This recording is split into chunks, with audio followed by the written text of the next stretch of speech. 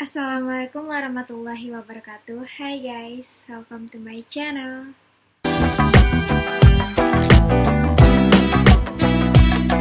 Nah, jadi di video kali ini aku akan membuat video materi tentang keuangan, investasi, dan bantuan asing. Di sini terdapat antara kontroversi dan peluang pada mata kuliah Ekonomi Pembangunan 2 dengan dosen pembimbing Bapak Dr. Alphonse Satrianto, SEME. Nah, sebelum itu, aku akan memperkenalkan diriku terlebih dahulu lagi. Perkenalkan, namaku Ilmi Marina. Saat ini aku menempuh pendidikan di Universitas Negeri Padang pada Prodi Ekonomi Pembangunan, jurusan Ilmu Ekonomi, NIM 18060105. Sebelum kita masuk kepada materi pembahasannya, alangkah baiknya kalian klik tombol subscribe dan aktifkan lonceng notifikasinya. Nah, langsung saja kita masuk kepada materi pertama, yaitu aliran sumber daya keuangan internasional. Arus sumber keuangan internasional ini dapat terwujud dalam beberapa bentuk. Yang pertama yaitu penanaman modal asing yang dilakukan oleh pihak swasta atau private foreign investment, terutama berupaya penambahan modal asing langsung atau PMA, yang biasanya dilakukan oleh pihak perusahaan raksasa multinasional, yakni perusahaan besar dengan kantor pusat yang berada di negara maju. Sedangkan cabang operasi perusahaannya tersebar di berbagai penjuru dunia. Investasi ini langsung diwujudkan berupa pabrik, pengadaan fasilitas produksi, pembelian mesin, dan sebagainya. Selanjutnya pada materi kedua yaitu investasi swasta asing langsung dan perusahaan multinasional. Saat ini tidak ada pihak atau lembaga lainnya yang mampu menyamai peranan arti penting dana pengaruh perusahaan-perusahaan multinasional dalam pertumbuhan perdagangan internasional dan arus-arus permodalan global yang telah tumbuh sedemikian pesatnya. Perusahaan multinasional atau MNC adalah perusahaan yang kegiatan produksinya berada pada lebih dari satu negara. Investasi asing langsung atau FDI adalah investasi ekuitas atau saham di luar negeri oleh perusahaan multinasional swasta. Aliran FDI ini perlu dipahami melalui konteksnya. Aliran FDI ke negara berkembang masih mencakup bagian kecil dari investasi total negara-negara tersebut, yang sebagian besar didominasi oleh sumber investasi domestik. Nah, akan tetapi, perlu diingat bahwa investasi asing ini mungkin secara kualitatif berbeda dari investasi domestik dan mungkin memiliki dampak interaksi yang menguntungkan dalam beberapa hal, yang pada gilirannya bergantung pada kebijakan. Namun belakangan ini, FDI telah menjadi sumber daya asing terbesar yang mengalir ke negara-negara berkembang.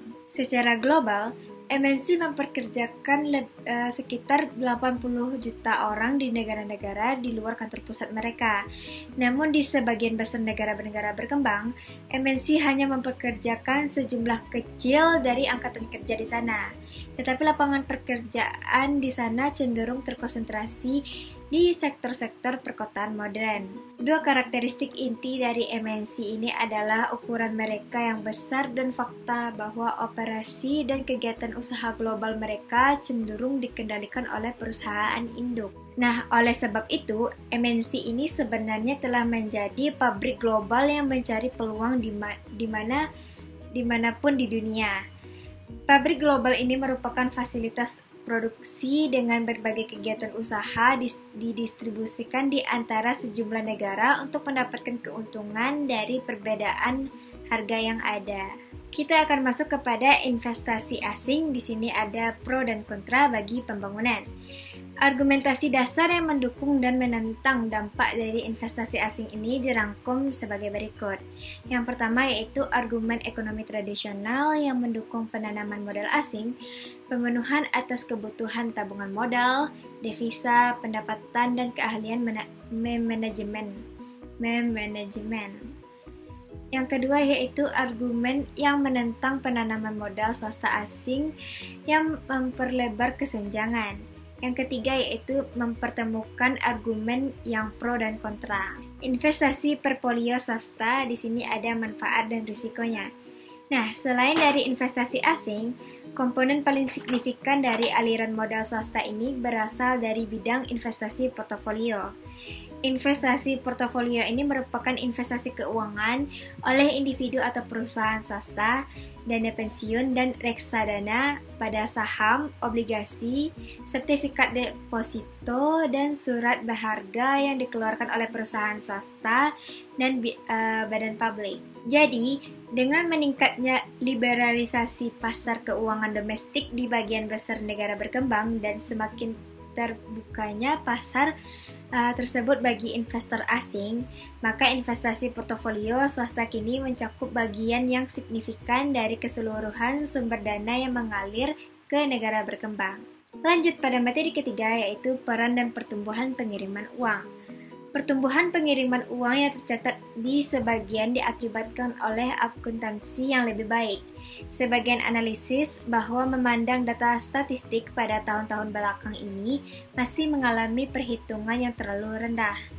Tetapi faktor lain yang lebih penting yaitu meningkatnya jumlah pekerja migran dan kemajuan dalam lembaga perantara keuangan yang mengurangi biaya pengiriman uang kepada keluarga pekerja migran. Dengan demikian, peningkatan pesat pengiriman uang oleh pekerja migran merupakan fenomena murni. Pengurangan dalam biaya dan penghematan pengiriman uang lainnya juga meningkatkan manfaat yang diperoleh. Lanjut pada materi keempat, yaitu bantuan atau pinjaman asing. Di sini ada perdebatan tentang bantuan pembangunan. Pembahasan pertama yaitu berbagai masalah, konsepsi dan pengukuran bantuan luar negeri.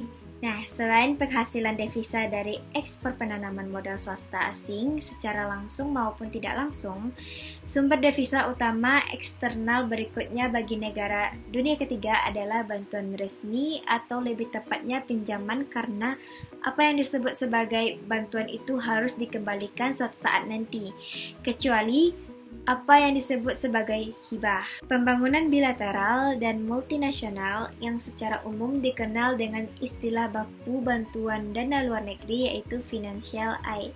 Nah, pada prinsipnya, semua transfer sumber daya real suatu negara ke negara lain dapat dikatakan sebagai bantuan luar negeri.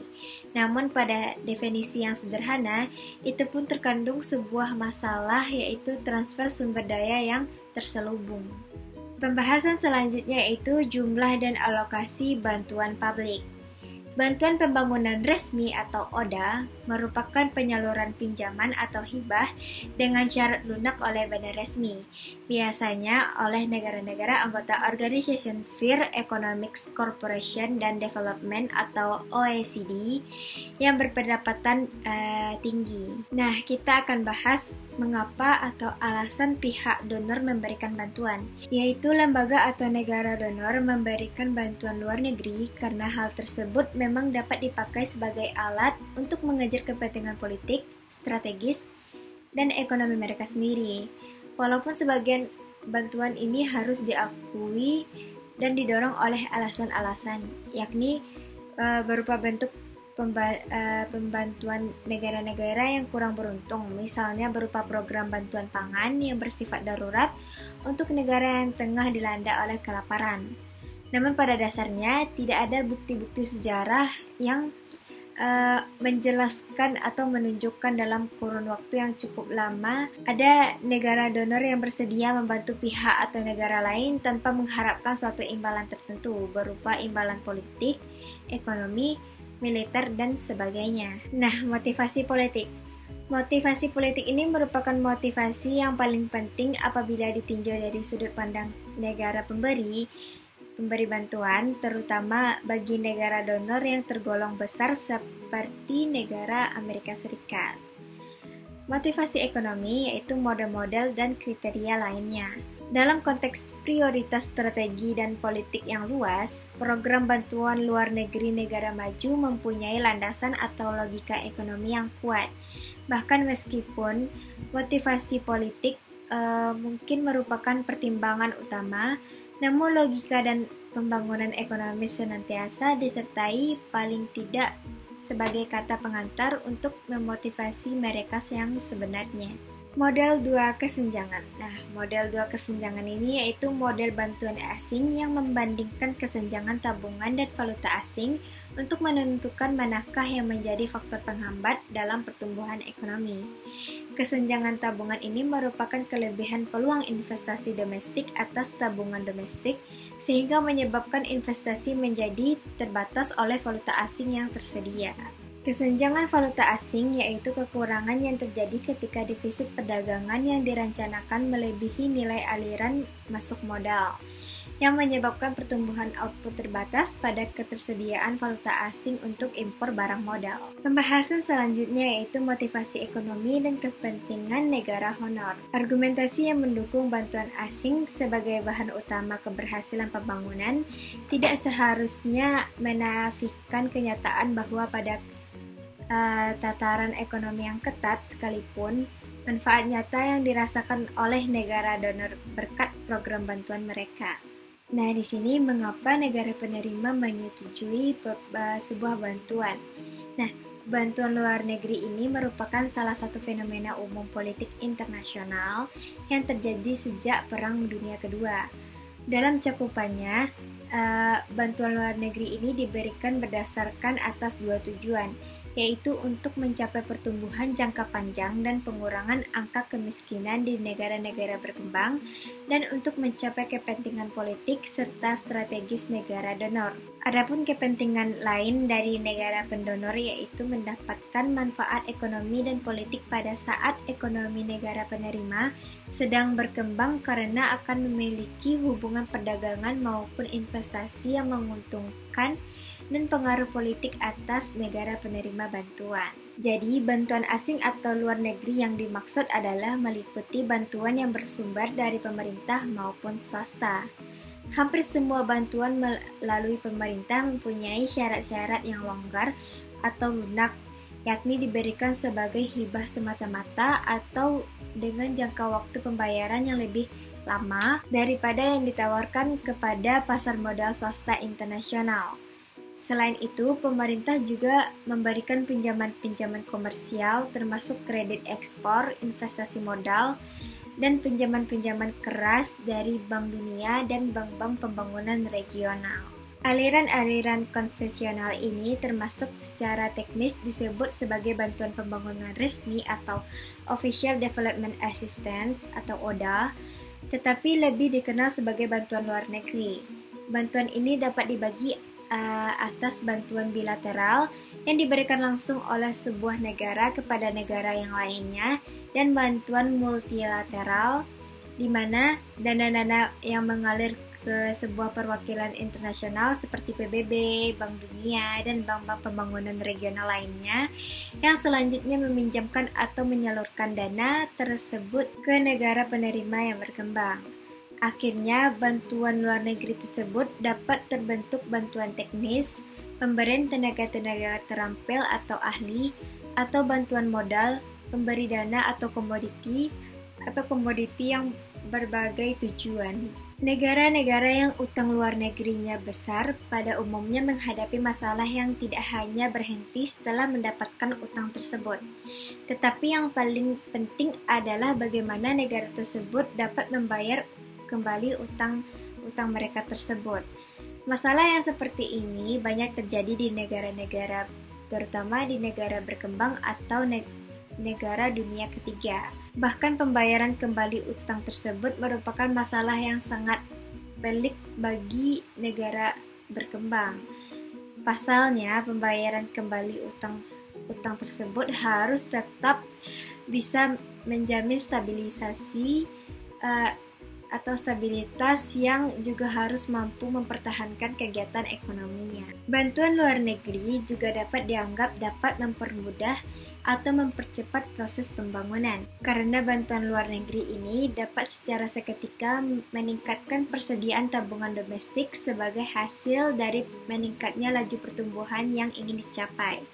Tetapi dalam kenyataannya, banyak bantuan luar negeri tersebut yang tidak dapat diinvestasikan, sehingga produktivitas dari investasi tersebut seringkali sangat rendah. Jadi, setidaknya ada 3 alasan bagi negara berkembang menerima bantuan luar negeri, yaitu yang pertama, alasan utama dan yang paling penting lebih merupakan alasan secara praktis dan konseptual bersifat ekonomis, karena negara yang sedang berkembang cenderung mempercayai pendapat ahli ekonomi negara-negara maju, yaitu bahwa bantuan luar negeri merupakan obat pendorong dan stimulan bagi proses pembangunan, turut membantu mengalihkan struktur ekonomi serta membantu negara yang sedang berkembang mencapai take-off menuju pertumbuhan ekonomi yang mandiri. Alasan kedua adalah karena menyangkut masalah politik.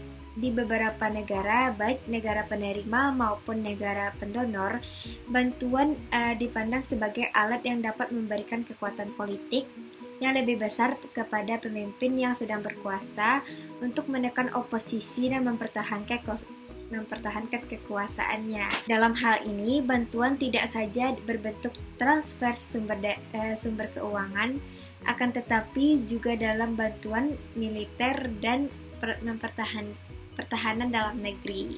Dan yang terakhir yaitu pada alasan ketiga adalah motivasi yang dilandasi oleh moral, yaitu apakah berlatar belakangan pada rasa bertanggung jawab kemanusiaan negara kaya terhadap kesejahteraan negara sedang berkembang dan negara miskin, atau karena kepercayaan bahwa negara-negara kaya merasa berhutang budi karena eksploitasi di masa penjajahan dahulu. Pembahasan selanjutnya yaitu peran lembaga swadaya masyarakat dalam bantuan asing. LSM ini memiliki 2 keunggulan utama. Yang pertama yaitu karena tidak terikat dengan kepentingan politik, sebagian LSM mampu bekerja secara lebih efektif di tingkat lokal bersama masyarakat yang mereka coba bantu ketimbang program bantuan bilateral dan multilateral. Yang kedua yaitu dengan bekerja langsung atau dengan organisasi masyarakat setempat, banyak LSM lebih mampu untuk menghindari kecurangan dan sinisme dari masyarakat miskin yang sering memandang bantuan mereka sebagai bentuk pemberi atau hanya berjangka pendek. Lanjut pada pembahasan selanjutnya yaitu dampak-dampak bantuan. Masalah mengenai dampak-dampak ekonomi yang ditimbulkan oleh bantuan luar negeri, terutama bantuan resmi seperti halnya dampak investasi asing swasta, masih ramai diperdebatkan. Di satu pihak, yaitu para ekonom tradisional mengemukakan bahwa bantuan luar negeri telah membuktikan manfaat dengan mendorong pertumbuhan dan transformasi struktural di banyak negara berkembang. Namun, pada pihak lain berpendapat bahwa dalam kenyataannya bantuan luar negeri tersebut sama sekali tidak mendorong pertumbuhan hingga menjadi lebih cepat, tetapi justru memperlambat pertumbuhan sehubungan dengan adanya substitusi terhadap investasi dan tabungan dalam negeri dan membesarnya defisit neraca pembayaran negara-negara berkembang, yang semuanya itu merupakan akibat dari meningkatnya kewajiban negara-negara berkembang untuk membayar utang. Sering dikaitkan bahwa bantuan tersebut dengan keharusan menampung produk ekspor negara-negara pendonor. Bantuan resmi juga dikritik karena dalam prakteknya terlalu menitikberatkan pada pertumbuhan sektor modern, yang pada akhirnya memperlebar kesenjangan standar hidup antara si kaya dan si miskin di negara-negara berkembang. Belakangan ini muncul bahwa kecaman baru yang menuding bahwa tujuan atau fungsi bantuan luar negeri praktis telah gagal, karena bantuan ini hanya mendorong tumbuhnya kaum birokrat yang korup, mematikan inisiatif masyarakat, serta menciptakan mentalitas pengemis bagi negara-negara penerimanya. Sehingga terlepas dari kritik-kritik tersebut, selama 2 dasawarsa yang lampau nampak bahwa masyarakat di negara-negara donor itu sendiri mulai bersikap antipati terhadap bantuan luar negeri, sehubungan dengan munculnya masalah-masalah domestik yang serba pelik di rumah mereka sendiri, seperti pengangguran, defisit anggaran pemerintah, dan masalah ketidakseimbangan neraca pembayaran yang kemudian mulai mendapatkan perhatian dan prioritas pemerintah negara-negara maju di atas kepentingan politik internasional mereka. Materi kelima yaitu konflik dan pembangunan. Di sini ada beberapa poin penting. Yang pertama yaitu kesehatan, yang kedua yaitu hancurnya kekayaan, yang ketiga yaitu memperparah kelaparan dan kemiskinan, dan yang keempat yaitu hancurnya ikatan sosial. Pembahasan yang kedua yaitu penyebab konflik bersenjata dan faktor risiko konfliknya. Di sini ada beberapa poin penting juga. Yang pertama yaitu ketimpangan horizontal. Yang kedua itu sumber daya alam untuk kebutuhan dasar. Yang ketiga itu perebutan menguasai SDA yang bisa diekspor. Pembahasan selanjutnya yaitu penyebab konflik bersenjata dan faktor risiko konflik. Di sini ada beberapa poin penting. Yang pertama yaitu ketimpangan horizontal. Yang kedua itu sumber daya alam untuk kebutuhan dasar. Yang ketiga itu perebutan menguasai sumber daya alam yang bisa diekspor. Yang terakhir yaitu resolusi dan pencegahan konflik bersenjata. Di sini ada 4 poin penting. Yang pertama yaitu pentingnya kelembagaan. Yang kedua yaitu adanya pelaku nasional. Yang ketiga fokus pada pendidikan, dan yang keempat pembangunan ekonomi yang bersifat lokal. Oke, baiklah, sekian dulu materi yang dapat saya sampaikan. Apabila ada kesalahan kata atau kekurangan yang lainnya, mohon dimaafkan. Wabillahi taufiq wal hidayah. Assalamualaikum warahmatullahi wabarakatuh.